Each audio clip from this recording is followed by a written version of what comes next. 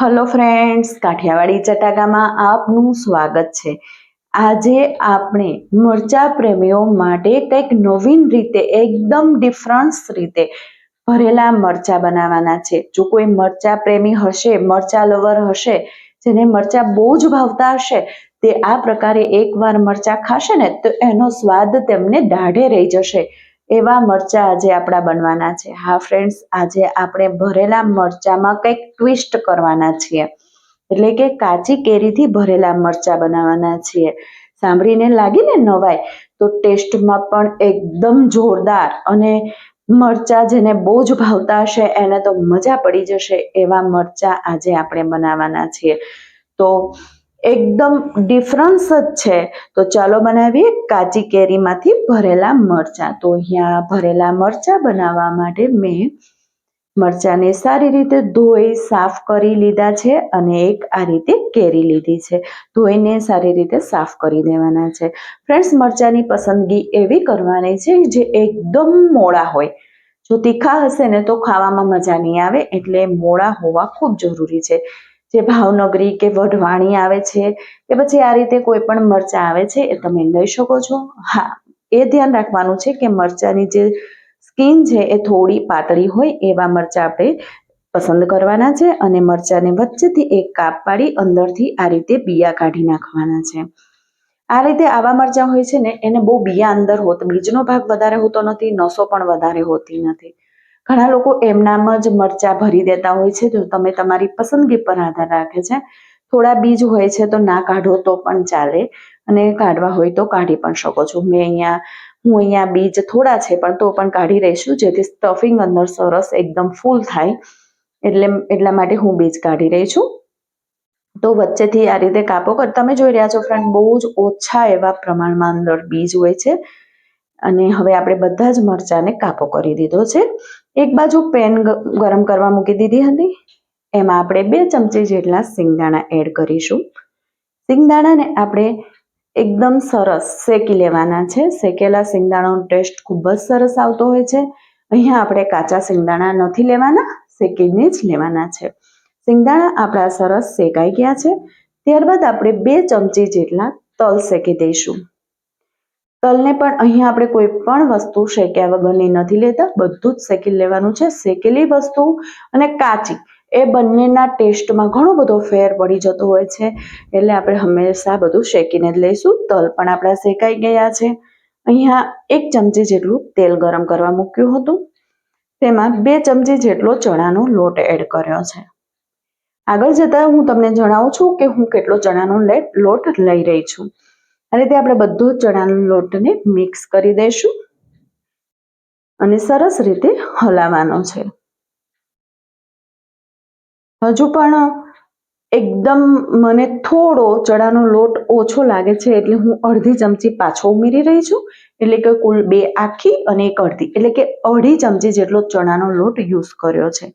હવે આ ચણાના લોટને આપણે ખૂબ જ સરસ એકદમ ધીમી ફ્લેમ રાખીને શેકી લેવાનો છે। તમે ચણાના લોટની જગ્યાએ ગાંઠિયા, સેવ કે પેલું ખાટું મીઠું ચવાણું આવે છે તે પણ લઈ શકો છો, પણ ચણાનો લોટ હું લઈ રહી છું અને જેને એકદમ ધીમો શેકીને બહાર સુગંધ આવે ત્યાં સુધી આપણે તેને શેકી લેવાનો છે। મિક્સર જારમાં જે મેં સિંગદાણાના ફોતરા કાઢી લીધા અને શેકેલા તલ, એ બંનેનો આપણે દરદરો ભૂકો કરવાનો છે, ફાઇન પેસ્ટ નથી બનાવવાની। તમે જોઈ રહ્યા છો ફ્રેન્ડ્સ, એકદમ દરદરો આપણે ભૂકો કરી દેવાનો છે। આપણે સિંગદાણા અને તલનો ભૂકો એક પ્લેટમાં કાઢી લઈશું।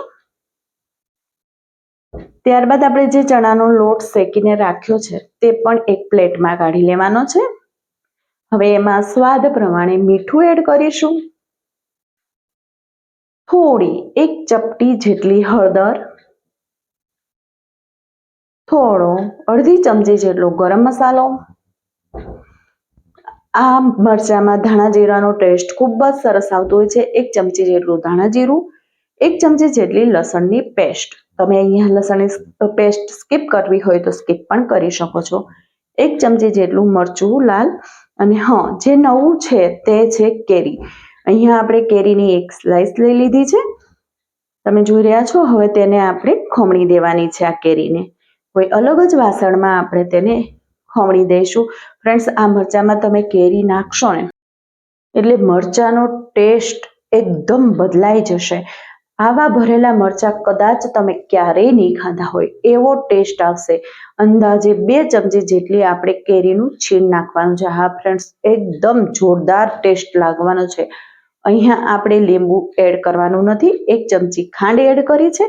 થોડું અડધી ચમચી જેટલું તેલ એડ કરી દઈશું અને બધું સરસ રીતે હવે આપણે મિક્સ કરી દેવાનું છે. એકદમ સરસ રીતે મિક્સ કરવાનું છે.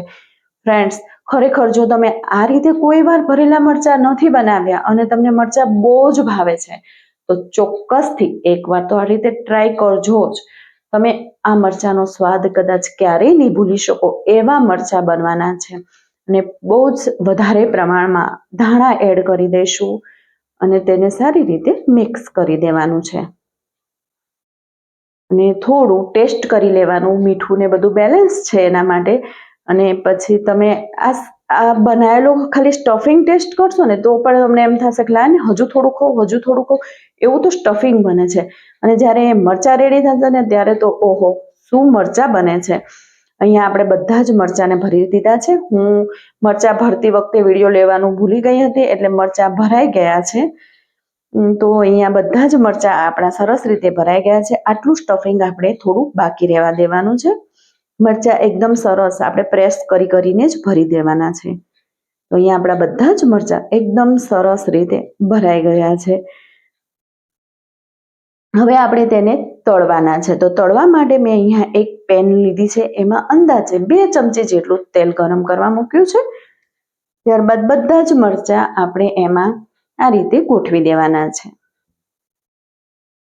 આપણે મરચાંને એકદમ સરસ રીતે એકદમ સોફ્ટ થઈ જાય એની સ્કિન ઉપરની અને સરસ ચડી જાય ત્યાં સુધી આ રીતે આપણે ગોઠવી અને એમાં પેનમાં થવા દેવાના છે. આ મરચાંમાં તેલનો પણ બહુ જ ઓછો યુઝ આપણે કરવાના છે. ફક્ત 2 ચમચી તેલ જ વપરાશે. વધારે તેલ પણ આપણે આ મરચાંમાં વાપરવાનું નથી. અને ટેસ્ટી તો ખૂબ જ સરસ છે જ. તો આ રીતે હવે આપણે ઢાંકણ ઢાંકીને એને થોડી વાર માટે આ રીતે થવા દઈશું અને વચ્ચે પાછા એકવાર પલટાવીને જોઈ લઈશું કે આપણા મરચાં ચડી ગયા છે કે નહીં. તો હજુ થોડી વાર છે એટલે આપણે તેને થોડી વાર માટે થવા દઈશું પાછા ઢાંકણ ઢાંકીને. અને આ રીતે આપણે મરચાંને એક સાઈડ ચડવા દેવાના છે.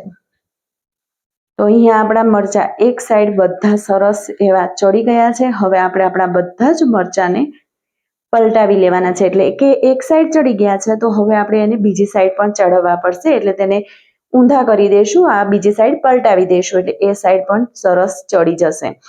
ફ્રેન્ડ્સ, કાઠિયાવાડી ચટાકાને હજી સુધી સબસ્ક્રાઈબ નથી કરી તો ચોક્કસથી કરી લેજો, જેથી નવી નવી રેસીપી તમારા સુધી પહોંચતી રહે. અને જો વિડીયો તમને પસંદ આવતો હોય, મારી રેસીપી જો તમને ગમતી હોય જોવી તો લાઈક અને શેર ચોક્કસથી કરજો. અને સબસ્ક્રાઈબ તો તમારા માટે બિલકુલ ફ્રી જ છે, તમે જાણો છો તો પ્લીઝ સબસ્ક્રાઈબ. તો આ રીતે આપણા બધા જ મરચાં આપણે પલટાવી દીધા છે. હવે તેની બીજી સાઈડ પણ ચડી જશે એકદમ સરસ. હવે આપણે આ જે મસાલો રાખ્યો છે તે ઉપર 2 સાઈડ આપણા મરચાં એકદમ સરસ ચડી જાય, એકદમ સોફ્ટ થઈ જાય. ત્યારબાદ આપણે જે સ્ટફિંગ વધ્યું હતું તે આ રીતે મરચાં પર સ્પ્રેડ કરી દેવાનું છે. આ સ્ટફિંગનો ટેસ્ટ તો તમે ચાખશો, બનાવશો પછી જ ખબર પડશે કે શું ટેસ્ટ છે. આ રીતે આપણે એમાં નાખી દઈશું અને ફરી પાછું આપણે તેને થોડી વાર માટે આ મસાલો ચડી જાય ત્યાં સુધી આપણે ચણાનો લોટ તો આપણે શેકેલો જ છે, બધી વસ્તુ પણ શેકેલી છે, છતાં પણ થોડો આપણે તેને શેકવા દેવાનો છે. આ રીતે ઢાંકણ ઢાંકી ફરી પાછું આપણે થવા દઈશું. બધો જ મસાલો ડ્રાય છે એટલે આપણો મસાલો બળે નહીં અને મસાલો સ્ટફિંગ સરસ ચડી જાય, મરચાં પણ સરસ ચડી જાય. એના માટે થોડું પાણી ઉપરથી આ રીતે છાંટીશું જેથી આપણો મસાલો બળે નહીં. અને થોડું આ રીતે એકદમ હળવા હાથે તેને ફેરવી લઈશું. એકદમ મરચાંમાંથી સ્ટફિંગ ના નીકળી જાય એનું ધ્યાન રાખવાનું છે. એકદમ હળવા હાથે આપણે તેને મિક્સ કરી દઈશું અને આ રીતે ફરી પાછું આપણે તેને થવા દેવાનું છે. તો સ્ટફિંગ પણ સરસ ચડી જશે અને આપણા મરચાં પણ સરસ એકદમ સોફ્ટ એવા બની જશે. હલાવતી વખતે ખાસ ધ્યાન રાખવાનું છે ફ્રેન્ડ્સ કે હાથ એકદમ હળવેથી જ આપણે તેને પલટાવાના છે, જરા પણ ભાંગે નહીં, તૂટે નહીં, એનું ખાસ ધ્યાન રાખવાનું છે. તો અહીંયા આપણા મરચાં સરસ થઈ ગયા છે. તો એકદમ ટેસ્ટી, દાઢે સ્વાદ રહી જાય તેવા કાચી કેરીથી ભરેલા આપણા મરચાં રેડી છે. ચોક્કસથી એકવાર તો આ રેસીપી ટ્રાય કરવા જેવી છે. તો મળીએ નેક્સ્ટ રેસીપી સાથે. ત્યાં સુધી bye bye. Thanks for watching.